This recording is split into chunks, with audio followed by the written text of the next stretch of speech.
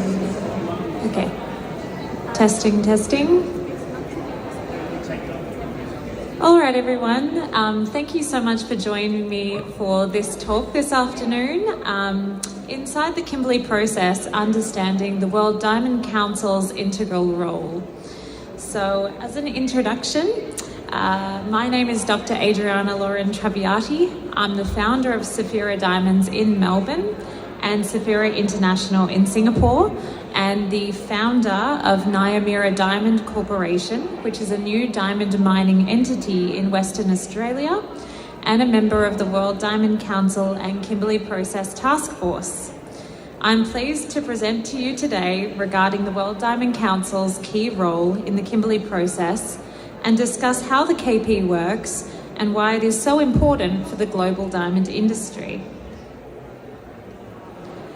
Today, we'll be discussing the World Diamond Council and its global team, understanding the Kimberley process, the WDC's role, and the continuous improvement of the KP through its modernisation, with a few minutes for questions at the end. So, about the World Diamond Council. The WDC is based in New York and was founded in 2000 with the purpose to combat conflict diamonds. The WDC is an international organisation that represents the entire natural diamond and jewellery value chain, including representatives from the diamond mining, manufacturing, trading and retail sectors, as well as industry service providers such as banks, carriers, tech companies or rough diamond valuers. The World Diamond Council is the voice of the global diamond industry and its first line of defence. So our major strength is in our diversity of our membership, and that membership hails from all sectors and represents all types of business in the natural industry, of all sizes. And this makes us the only diamond body globally where the entire supply chain is actually represented in full. This empowers us to play a critical role in defending the natural diamond industry's interests globally.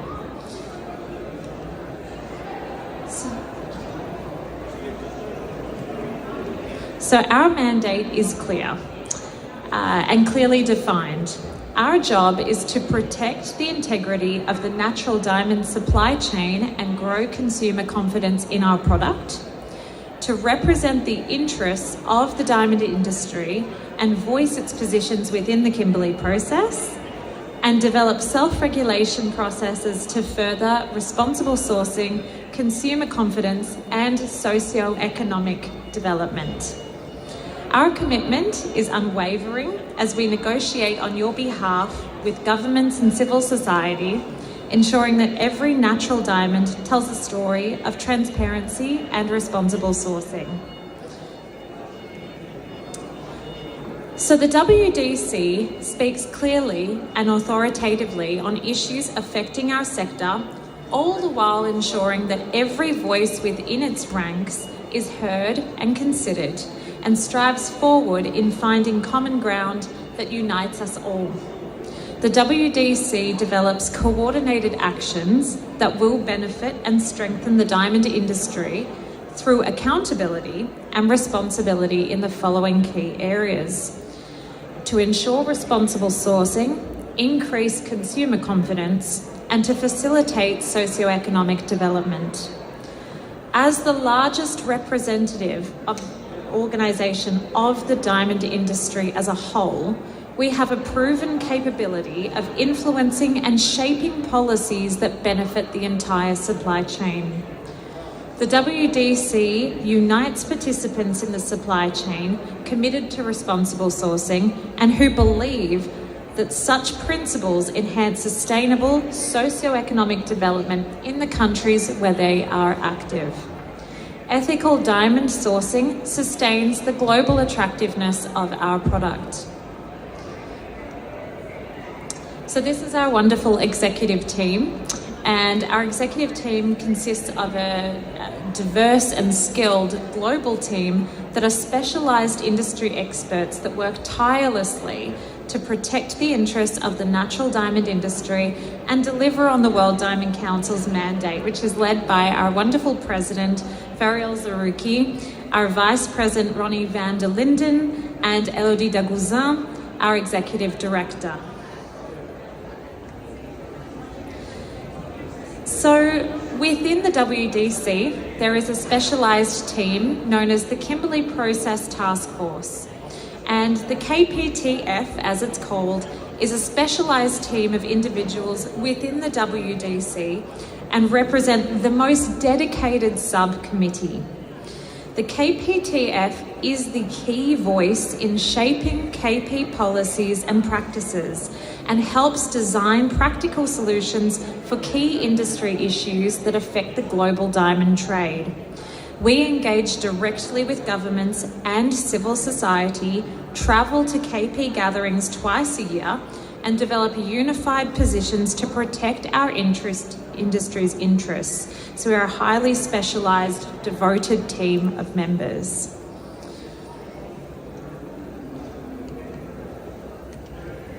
So these are some images of the KPTF and our president Zarouki on the left-hand side, and Ronnie van der Linden, our vice, and Elodie at the top there. And this represents the KPTF images from Zimbabwe, the plenary session in Zimbabwe in November, and then the recent intersessional in Dubai in May. So we all travel together, work together, and problem solve the KP together. It's a wonderful group of people. So as for the Kimberley process itself, so the KP is the international forum dedicated to eliminating conflict diamonds from the global trade.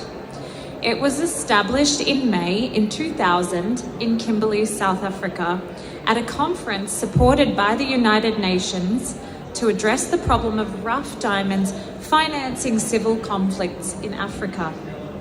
The KP developed the Kimberley Process Certification Scheme, which launched in January in 2003. It certifies the legitimate origin of rough diamonds so as to hold trait in conflict goods. Within just 5 years of its introduction, the incidence of conflict diamonds fell from approximately 4 to 5% to 0.02% of global production, which is testament to its sheer efficacy that can be deployed over multiple member countries and states. The KP includes 85 member states, is 24 years old, and continues to evolve through time to retain its effectiveness. Today, the KP includes 85 governments working in a tripartite coalition with observers from civil society, which represent non-government organisations, and the WDC, which represents the industry. Together, they work to formulate rules that regulate all imports and exports of rough diamonds. Each government will, in turn, develop their own border control and customs legislation. The Kimberley process is the foundation upon which our industry can operate. So obviously this is a lot of work. There's a lot of work to be done within the KP. So we have 6 permanent working groups that KP members can be part of. And they consist of the following. So we have the working group on diamond experts, the working group on monitoring, the working group on statistics, the working group for artisanal and alluvial production, the committee on participation and chairmanship, and the committee on rules and procedures. And each of these subcommittees are designed to make sure that the Kimberley process is functioning correctly. So the last 2 are indicated in blue are those groups that I currently work within as a task force member. So to highlight how the KP is actually enforced, we have something called the Kimberley Process Certification Scheme, known as the KPCS. This was developed in 2003 and is an international certification scheme enforced by KP participating countries to ensure that rough diamonds moving through the legitimate chain of distribution are conflict-free. It safeguards the shipment of rough diamonds, both imports and exports, and certifies them as conflict-free by outlining the rules that govern the trade in rough diamonds based on the KP core document. The KP, via the certification scheme, created the first ever custom office dedicated to one product, diamonds.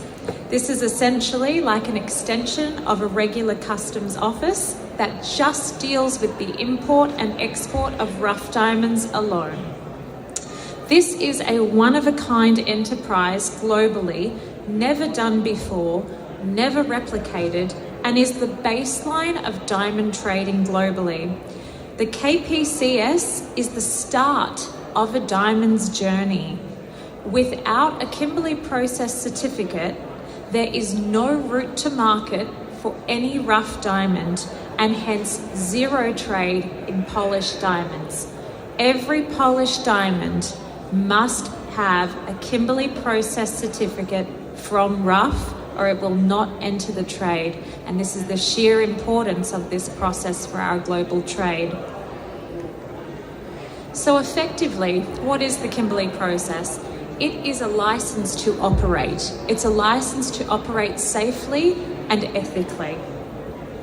The KP provides that essential license by certifying shipments as being conflict-free, ensuring that the 85 member states adhere to the minimum requirements and establish national legislation, commit to transparent practices and data sharing between member states, and trade only with fellow member countries who adhere to such requirements.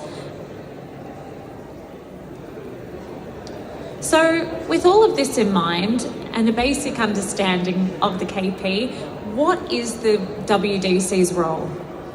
So, the WDC holds observer status along with the civil society, and our job is to advise, bring information, data and expectations from the consumers' markets to protect the interests of our industry. We are the front line globally for the diamond industry. The WDC's primary objective is to collaborate with all of the participants and civil society towards the development and implementation of regulatory and voluntary systems to control the trade in rough diamonds covered by the KP. The World Diamond Council also provides technical and financial support, participating in all of the working groups, and engages in review visits to monitor that in participating countries that they are in fact compliant with the KP minimum requirements. So it is one thing to say that a country is compliant. The WDC is a major player in actually coming into those source countries, auditing them and ensuring through review visits that they are actually meeting those requirements ongoing. Now, here comes the tricky part of the KP and the importance of consensus. So, the Kimberley process relies on all 85 countries achieving consensus on major issues and decisions that affect the entire KP. With such a broad range of member states, achieving consensus on sensitive matters concerning geopolitics and trade is not only challenging, but critical to the function of the KP and greater diamond industry altogether, so the stakes are quite high. The World Diamond Council within the KP is non-political, and our job is to help facilitate discussions, steer debates, and open the lines of communication between governments and the Civil Society Coalition, and plays a vital function in mediating between those parties to ensure that the KP remains effective. So we play a very critical role in achieving consensus and being the mediators or the moderators between these key parties. Now, the Kimberley process is constantly evolving and changing and modernising. It's been functioning for 24 years, and as part of the dedication of the WDC and all members of the KP, we want to be continually modernising and evolving such that this important process can be preserved and continue to do the great work it has done for the last 24 years. So because the KP has been so highly effective in curbing the trade of conflict diamonds, there is a need now to strengthen it even further to reflect the changed landscape relevant to the challenges of today's world. Because today we are no longer talking solely about the nature of guerrilla warfare, the nature of rebel or mercenary group action. We must now look at conflict diamonds through a different lens of today's present challenges and present conflicts.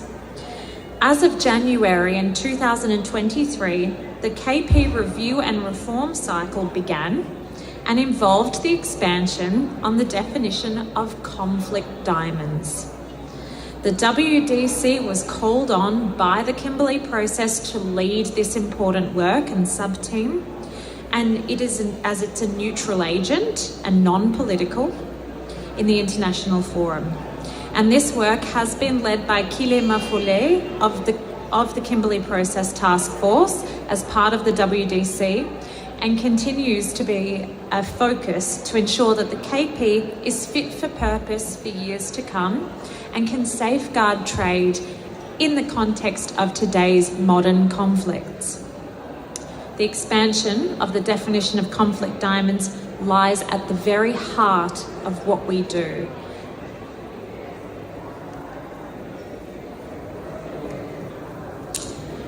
Okay, so now we come to traceability and reporting.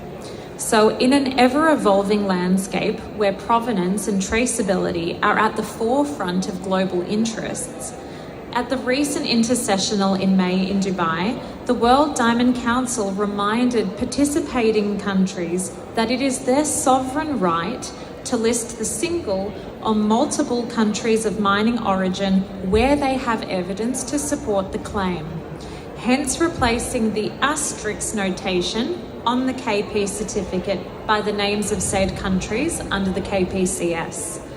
This recommended action, supported by the vast majority of KP participants, will support transparency and provenance efforts, showcasing that the Kimberley process itself can actually evolve and strengthen itself as a global entity and as a means of tracing diamond origin.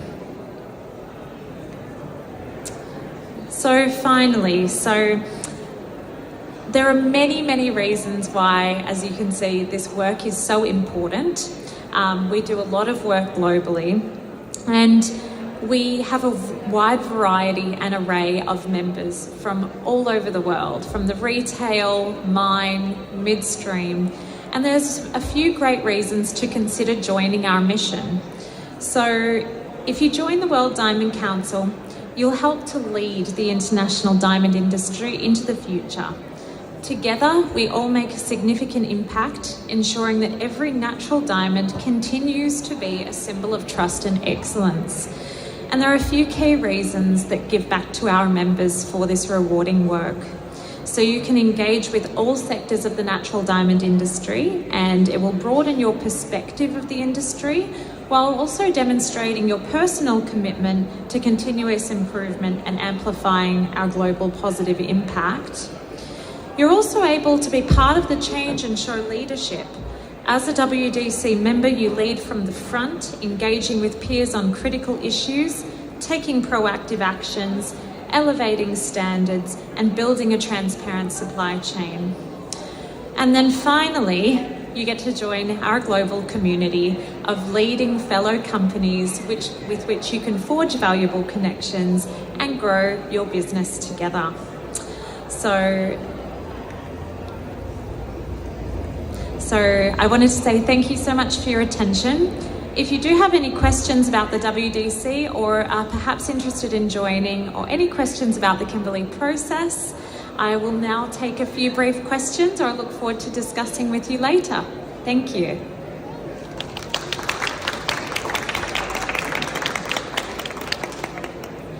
All right, so did anyone